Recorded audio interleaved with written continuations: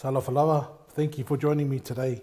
First, we ask our Heavenly Father, Jesus, and the Holy Spirit to bless this show with divine wisdom. This is a talk show where we celebrate, debate, question, interview topics that are happening around the whole of the Moana Pacific. I have once again special guest, Honourable Tuilaepa, former Prime Minister of 22 years and currently the opposition leader of Samoa. It's a pleasure to have you on again, Dr. Tuilaepa. Welcome. Thank you for continuing our program. And I also welcome all those who are listening in to our talks on issues that you may wish to raise. Thank you, Honourable, for your time again on a busy weekend. Look, a lot of feedback, a lot of comments, a lot of negative and a lot of positives, but it's good. You're doing your job as the opposition leader, as you always do, and you're doing a great job at it. My first question I want to hit into, Honourable, is what's making massive headlines at the moment is the Prime Minister and his recent travels to New Zealand, Australia, Tokelau, and now back to New Zealand. Now, it seems like as a Prime Minister, as you know, it's part of the job to travel. But I think the last travel, the one to New Zealand, is raising a little bit of eyebrows to a lot of people, where he has invited himself to a trip which he wasn't intended to be invited to, and he has been seen at a funeral. Now, as a Prime Minister, a former Prime Minister, Honourable, are we being pettish? Is the media being too harsh on the Prime Minister, Honourable, was my question. Your thoughts on this? Well, the media has freedom under the Constitution to raise any matter which the media would like a response from the government.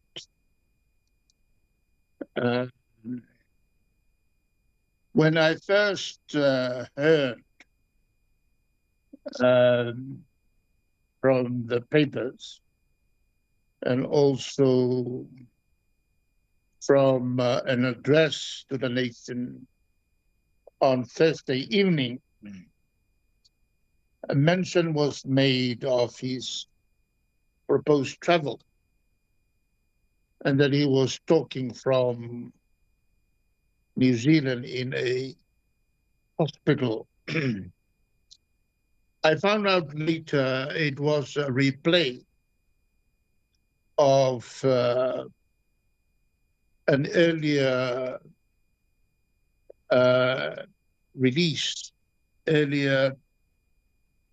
speech that he gave to the nation.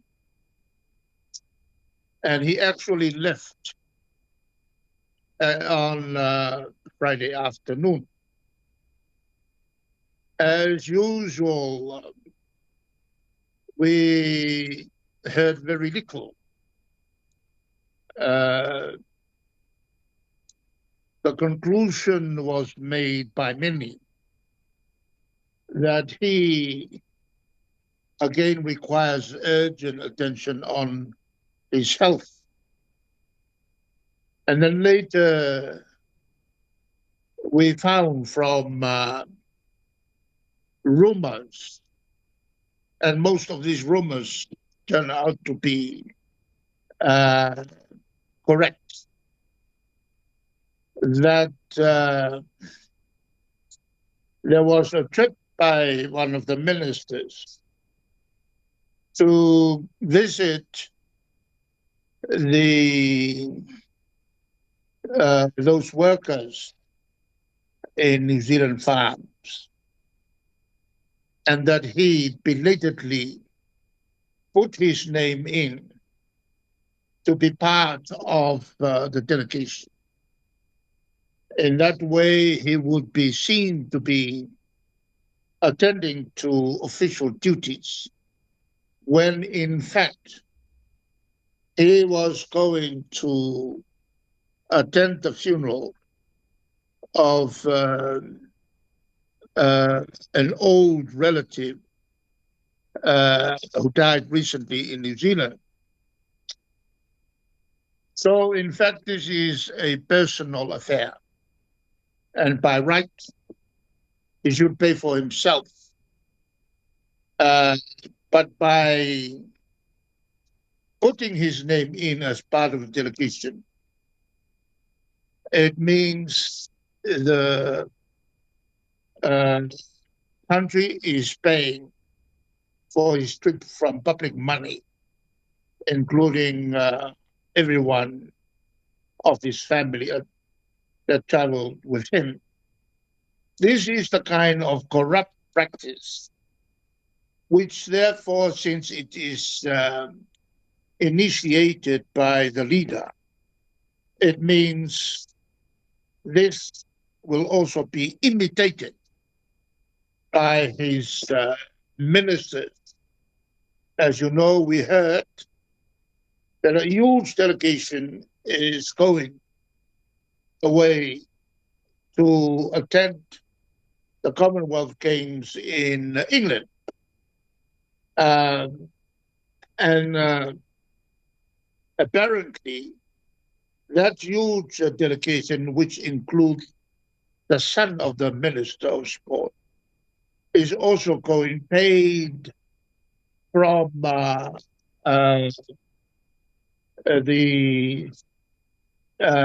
public funds.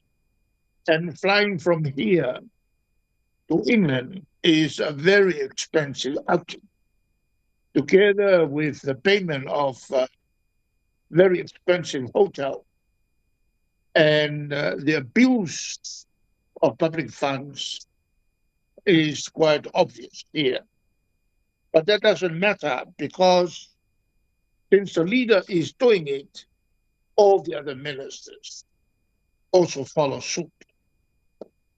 This is why it is very important that we continue to draw the attention of the public to these numerous abuses by the Prime Minister, and he doesn't care. So, yes, as well, I've heard that story, the Commonwealth Games in Glasgow. That's another shock. You say it nice and clearly, Honourable. I mean, these ministers, they use the excuse, I think they come out and they said that it's happened in the past, Honourable. What's your thoughts on that? Well, that's a lie. And I will quote the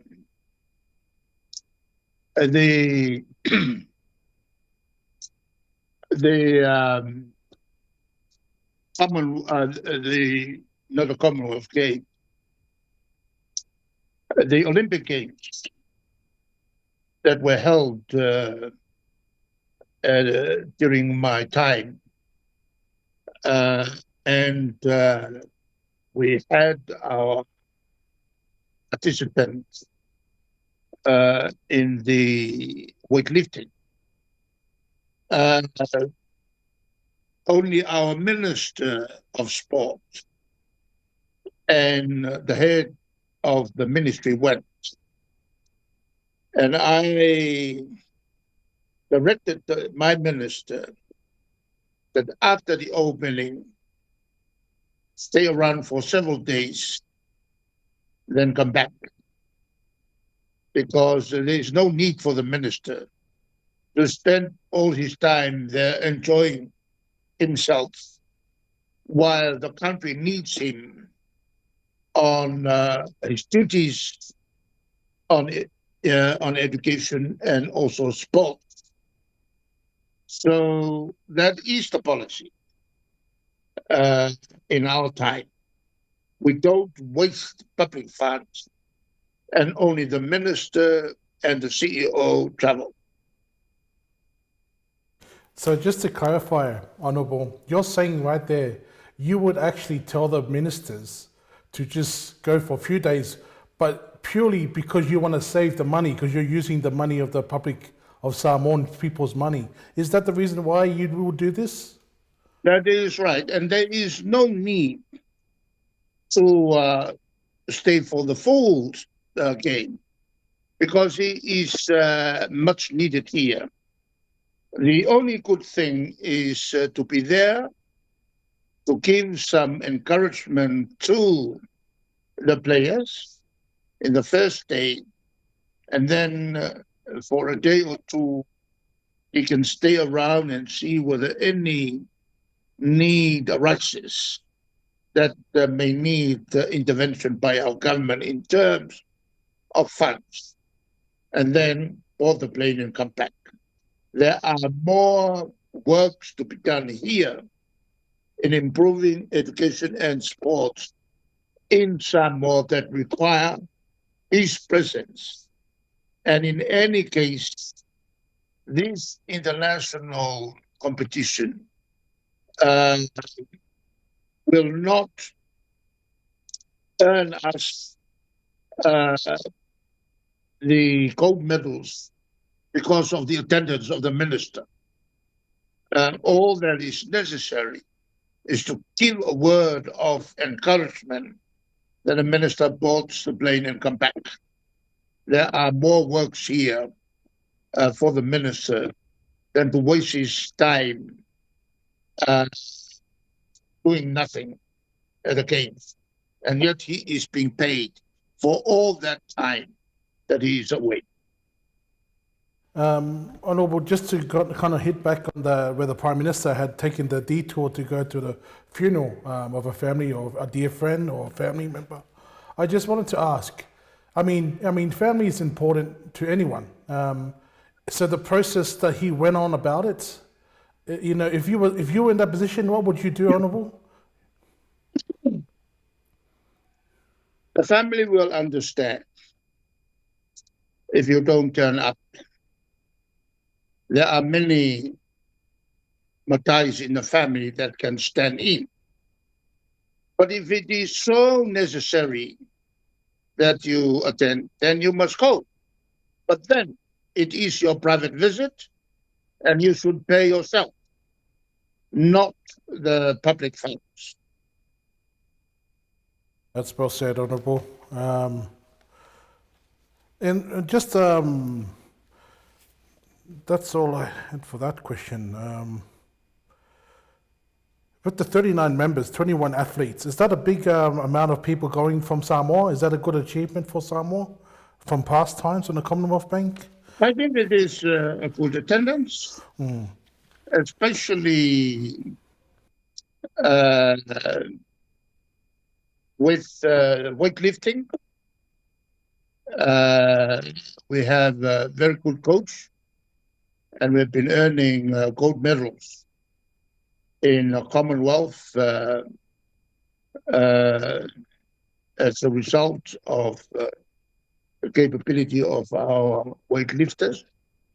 And the coach that we have is a very dedicated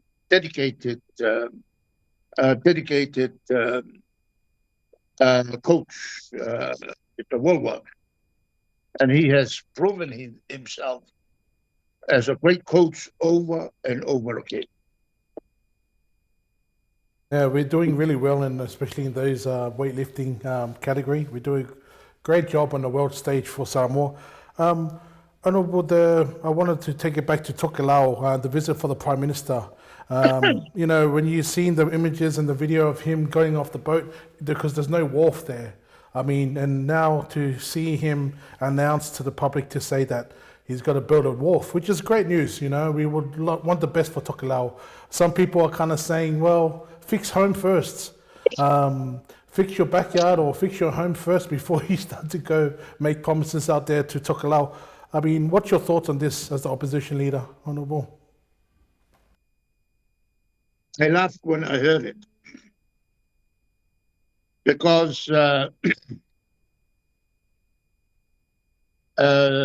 we found out that he gave advanced orders not to take any photos or use videos to highlight what he was doing in Tokelau. So I think he probably did not know that his promises would be relayed over.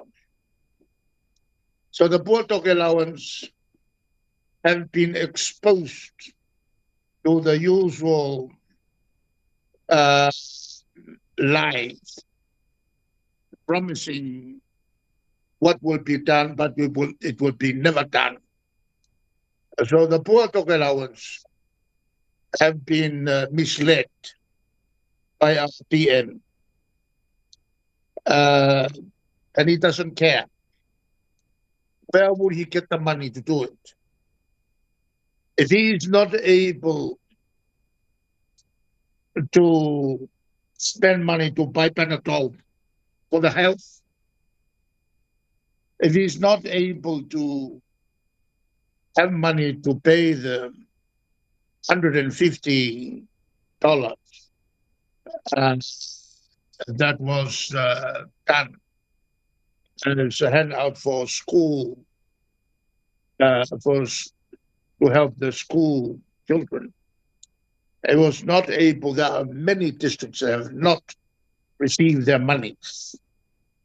Uh, and if this minister, went to ask for a loan and was rejected by our trading banks, and if we continue to have problems with our electricity, so where would he get the money to build these expensive boats and expensive wharf? We ourselves have a wharf that we wanted to build, and we have no money, and we ourselves also uh, have bought a boat which cannot be brought here because it was a written off boat and that cannot get a license from Australian government. So what kind of boat he's going to acquire for them? So we see that our leader does not care about promising things that will never be done to the dog allowance. Well said, Honourable. Yeah, you talk about electricity, and I got another question here about electricity, because I know it's a big problem in Samoa. But as we've seen the budget, a large amount of money had been pushed towards the electricity. And I've seen a story here about there was a crew that was on standby in the recent Whanotele, the Mekokisi event that had just passed. And the crew was there to make sure that if the electricity had fallen or had broken down, the crew will quickly come in and make sure that it's fixed up. And so the story is kind of highlighting we cannot be running a country like this where we have a crew of people on the side of big events making sure the power is going to stay on once it turns off, Honourable. Your thoughts about this? Is this the new standards of the government we're going down? A crew on the side of events that's going to be coming to Samoa?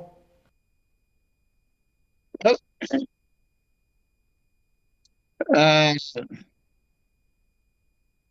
I think the Prime Minister doesn't seem to know the kind of policy that should be implemented to benefit the whole country.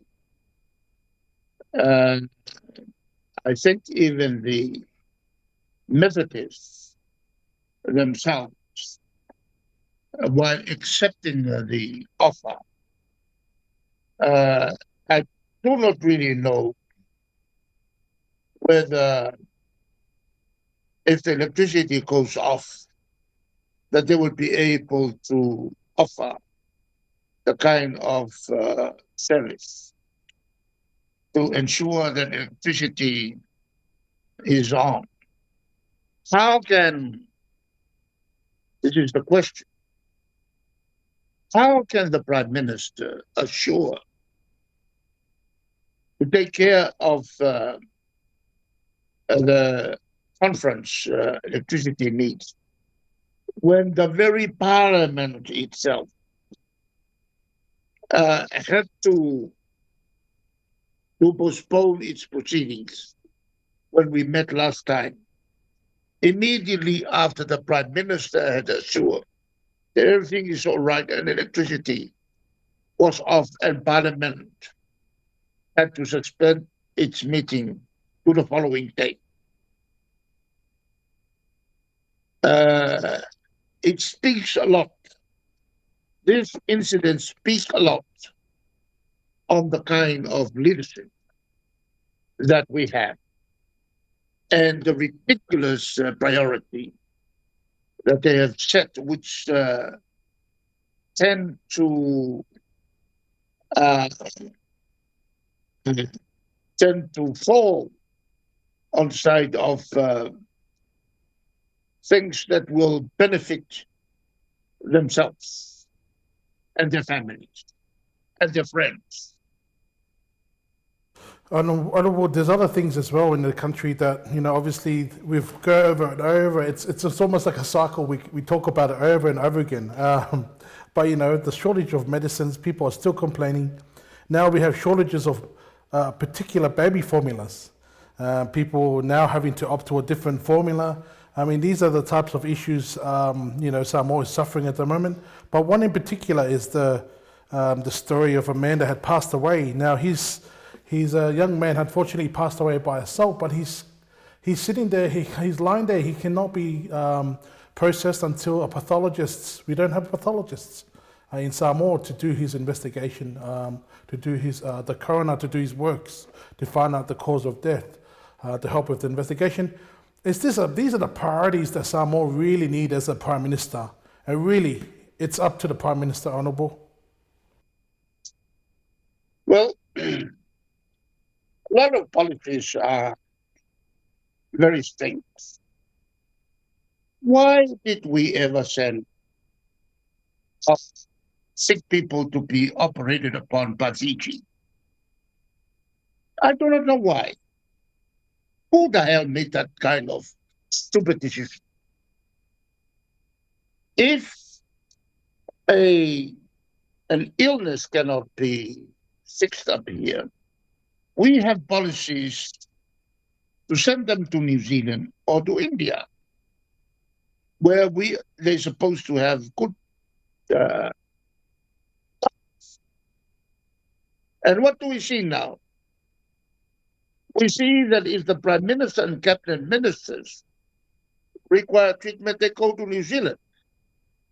And when others are affected, they send them to Fiji. And already there are dead people dying from because of the treatment they receive in Fiji. This is discriminatory. If they decide to go to Fiji, everybody, including a prime minister and ministers, must go to Fiji to be treated the same. And that's But exactly. it is an embarrassment for our own doctors, which raises the issue: who made this ridiculous decision to send cabinet ministers to New Zealand and send others to Fiji? It is like sending people to some doctor in Hawaii to be treated. This is unacceptable. If they decide to send our sick people for treatment in Fiji, send the prime minister and ministers also to Fiji. That is equal treatment. There is so much discrimination in Samoa. Well said, Honourable. I mean, this is why the media needs to keep talking about these type of stuff, because if the media stay quiet, the people are not aware of it. And so we're thankful for these type that you give the insights as the opposition leader. Honourable, crossing over to stuff that maybe I wanted to ask if you were interested should Samoa be interested in this new contract that the Trump has shown interest in America Samoa, a deep sea mining, 31 million acres of seabed. I mean, the consequences is just around the corner. America Samoa's our neighbours. I mean, is this something that we should be investing in for the future? Or is this something that we should be, as a government, you should be kind of saying, hey, hold up, because it could affect our country in the future? I mean, what's your stance on this story, if you're aware of this? Well, if there are riches at the bottom of our oceans, then they should be exploited. But the cost is huge. We cannot do it. So if it is to be exploited, then obviously contracts have to be executed, tendering them out to international companies with proven record. Cook Islands and Tahiti have been talking about minerals under the sea. I think for the next 1,000 of years, those minerals cannot be exploited. The cost is huge. For instance, right now, we have sent people to planets that are millions and millions and millions miles away. And we have known a lot about the space, about the sky and beyond, and the planets, and also the stars. But right now, we have very little information about the things that are at the bottom of the sea, of the ocean. We know very little. So there needs to be more and more research by scientists of what is at the bottom of the ocean, And particularly in the Pacific. well, the Pacific is surrounded by water. So we definitely have a lot to kind of look underneath and discover. You know, as I said, this is a multi-billion-dollar, trillion-dollar business in the future. We definitely have to make sure these countries that are surrounded these oceans get their fair share, Honourable. So thanks for the insight. I just wanted to cross over more into the to get an update, Honourable, about your court case of the discrimination between the Whanawhaiwai case. Is there any news update on that case on the last week that's passed?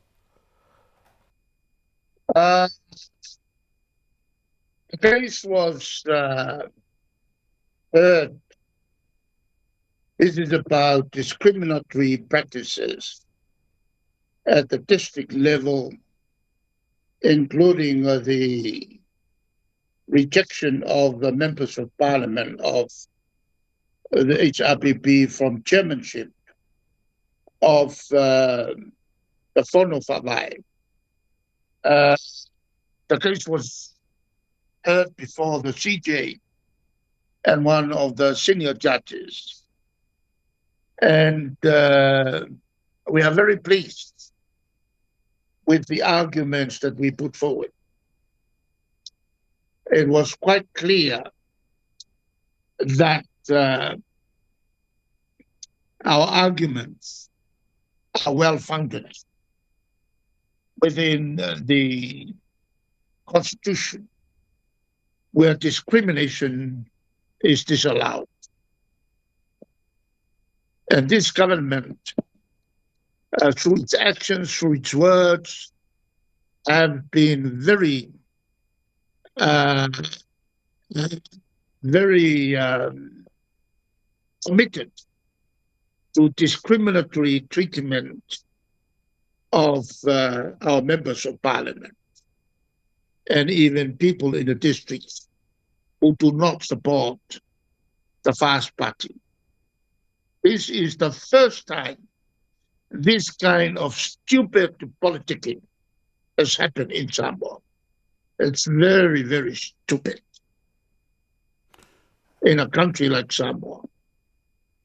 It's such a small country. We don't have much. We're all family connected somewhere around the on the family tree, Honourable. Oh, that's good to hear, Honourable. The next question I have, there's a story here, the foreign competition. So we have a One Nation party here in Australia, and they're big on immigration. They're using the immigration to say we have to get these Indians and these people who are not assimilating to the culture. Now, I'm sure there's an influx of people moving to Samoa, and also taking being able to advance themselves in businesses. Now, businesses are starting to advance, but it seems to be the foreigners are taking advantage of it, and then the locals are kind of struggling to be a part of earning their living, Honourable. Just wanted to get your intake. Do we have an immigration problem or a foreigner issue here that we should be aware of, or it's okay in Samoa? Well, when you have a government that is well known for breaking the law, it is very difficult to ask the government to do something legal. It's extremely difficult under circumstances, especially when befriending foreign artists from overseas seem to be a great welcome aspect of the Fast government. Thanks, Honourable, for that insight. My last question, it's a quick one, because, Honourable, I feel like if I come in with all my questions, we're saying the same questions from last week and the week before. It's the same issues. But my last question is just about the Lakapi Samoa, Honourable, about the boys. They got a loss. They fought the whole game against Romania. I'm not sure if you watched the game. And they just at the end, they just could not hold out the Romanian rugby team, and we got the loss. But I just wanted to get your thoughts on how the Lakapi Samoa. I think we need all the support in encouraging our sons and daughters who go overseas to play for us. They perform well, but they still need to be consistent. This is where we should stand together. But how can our boys perform when they hear that the leader of our government does not want the existing union? They want to set up their own. You cannot go out fighting for your country when there is discrimination and differences and lack of support by the government of the day. I kept following up and urge our own President Executive to continue the good work in encouraging our boys. Don't give up. encourage our boys. 100% honourable. Umanga Jensen, a standout player. What a player. We got some good players there. The centres were are stars in other countries. So, I mean, we got the pedigree there for Samoa, and yes, you're right. We just need to get behind the boys. And, you know, it's very hard at the moment when the government stands there making the peace, but they're not making the right moves. But hopefully our podcast here, Honourable, is helping the government, and they're listening, and that they are taking tips from what you're saying. But thank you so much for that, Honourable, for your time. Anything else that you wanted to mention? The floor is yours. Well, I only want to mention the importance of the epistle that was read today. And it told of the story by our Lord, you know, about planting wheat. And when the wheat grew up, there are also weeds that grew up together. And so the issue becomes one of whether to weed them out or leave them to grow together. And the Lord explained, let them to grow together. And then when it is harvest time, that's when the wheat would be taken out and burned. And when the apostles asked further for an explanation, the Lord said, those bad people will receive the reward of getting burned in hell. What transpired?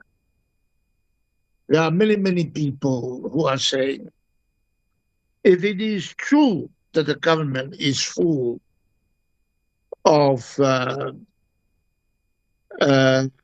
those who do not follow the law, why is it that God continues to allow them to continue when He should do something?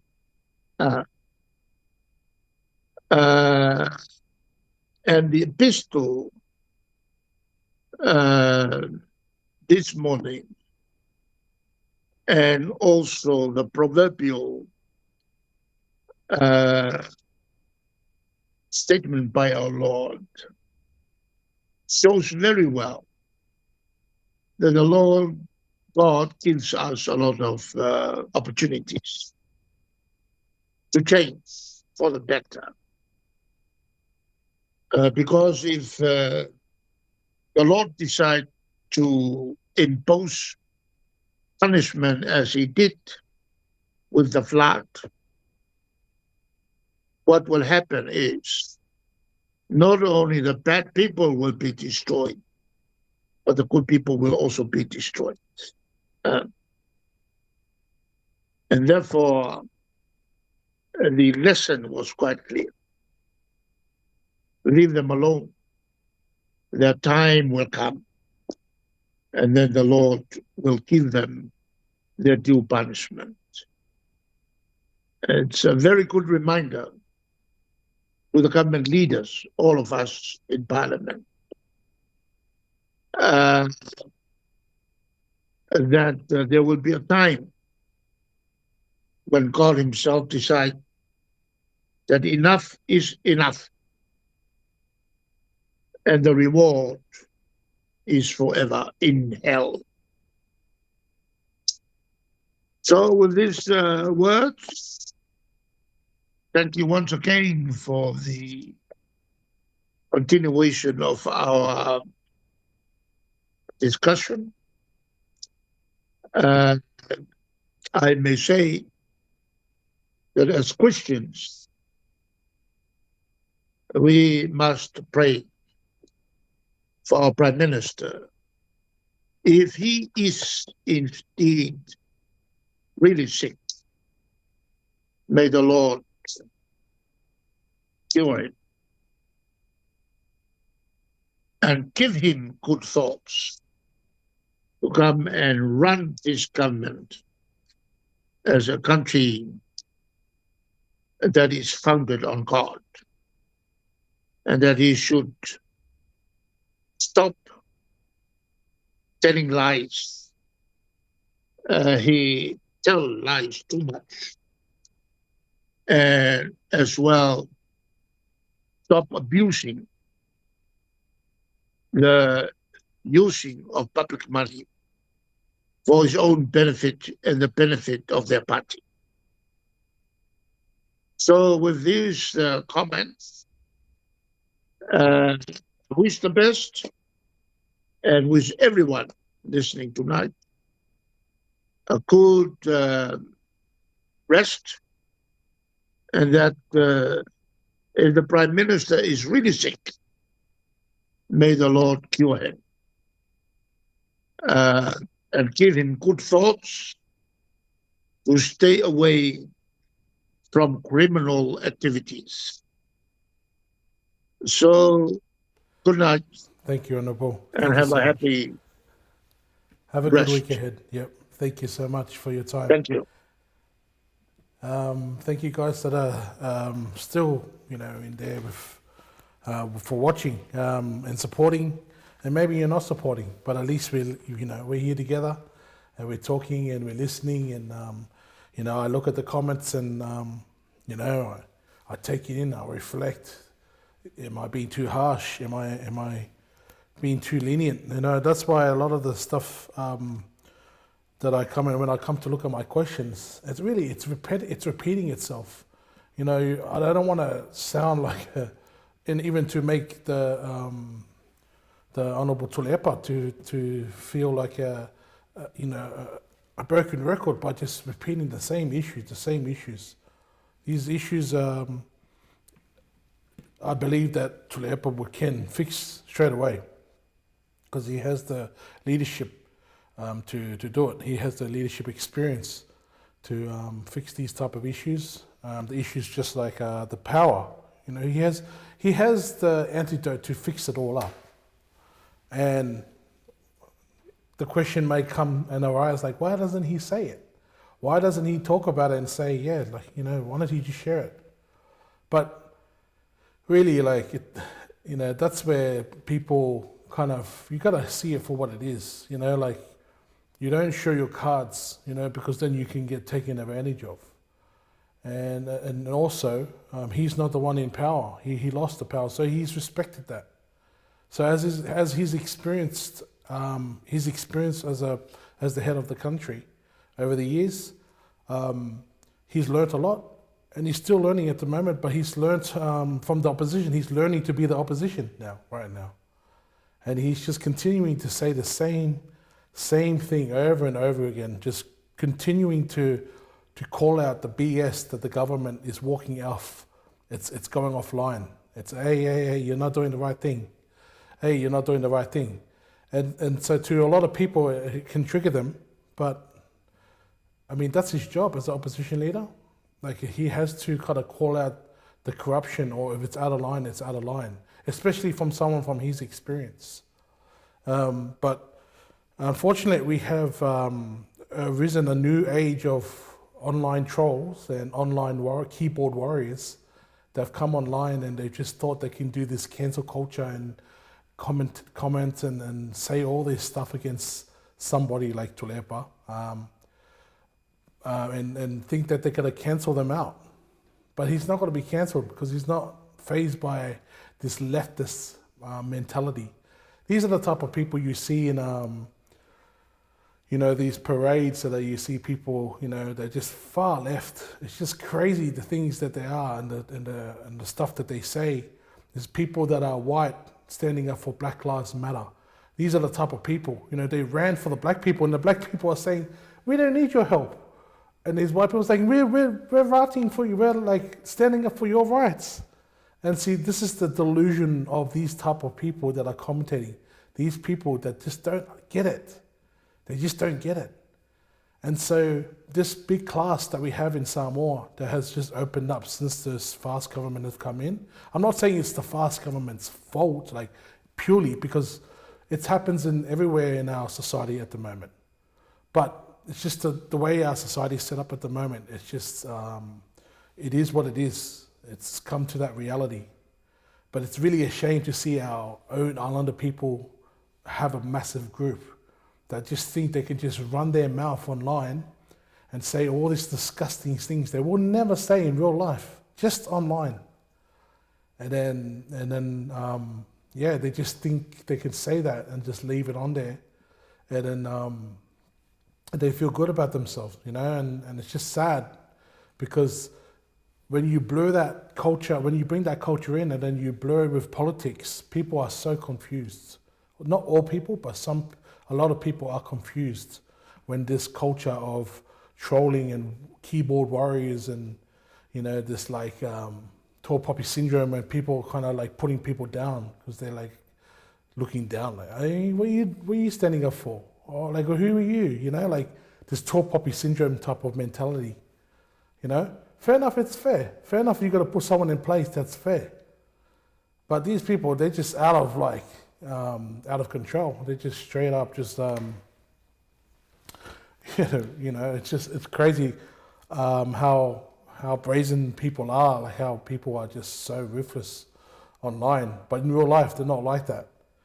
And I love one of the also Stephen Setu, man. This guy Stephen Setu, Samoan influencer who he gives critics. The reason why I love this guy so much in the way he expresses himself, I saw a video of him, and he was saying, he was saying the things like along the lines like, it is what it is. This is a new world. Like I can say whatever I want to say. I can do whatever. I can go and roast your mum. I can roast your dad. I can roast anyone. There's no rules, and it's so true. When that video, what he was saying in that video, it's so true. There is no rules. That's why people can just say so many ugly, yuck things online. But then, where does the balance? Where does the balance of rightness or righteousness come into it? There's no righteousness. It's just like a mush pit. Those demonic concerts. You see those gothic people, and then they got this big crowd in the middle of the dance floor, and then they're just pushing each other in the middle, and it's just everyone punching someone, and then they'll run over here, and then someone will come and you'll get punched on the side here. It's like that online. It's like a big mush pit that we live in our society, and it's really like people are scared to get into that mush pit because they don't want to get hit. So they all stay quiet. And then in the mush pit era, it literally is like, to be honest with to be clear and honest what we're talking about with politics, it actually disguises corruption. Because if there's something that's corrupt that's been done and no one's talking about it, like the media and stuff, the mush pit would kind of like scare anyone else from saying something. Because they might get hit. They might get, hey, shut up, who are you, blah, blah, blah. And then another person just comes in, hey, what are you doing? And just saying all these hurtful things and ganging up on people. And then what really gets stamped out is the truth. So then who fails at the end? It's us. We fall ourselves as Samoans. We fall. And I